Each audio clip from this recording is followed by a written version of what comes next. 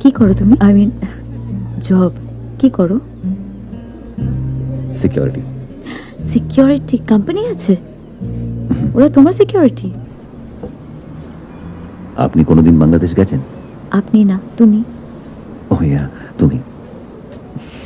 ইচ্ছে আছে। আমাদের পূর্বপুরুষদের ভিটে ছিল এক সময়।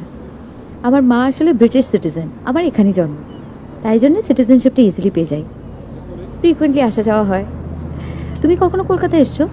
বেশ কয়েকবার। Business TRIPS. কি ভাল লাগে কলকাতার? সব। কলকাতার খাবার, সিনেমা, তোমাদের ভালোবাসা। কলকাতায় কোনো মেয়ের প্রেমে পড়েছিল বুঝি? নাহিদের চোখের হাসি তার ঠোঁট অব্দি কখনো যায় না। না। কি করো তুমি? আই মিন জব কি করো? সিকিউরিটি। সিকিউরিটি কোম্পানি আছে? ওরা তোমার সিকিউরিটি?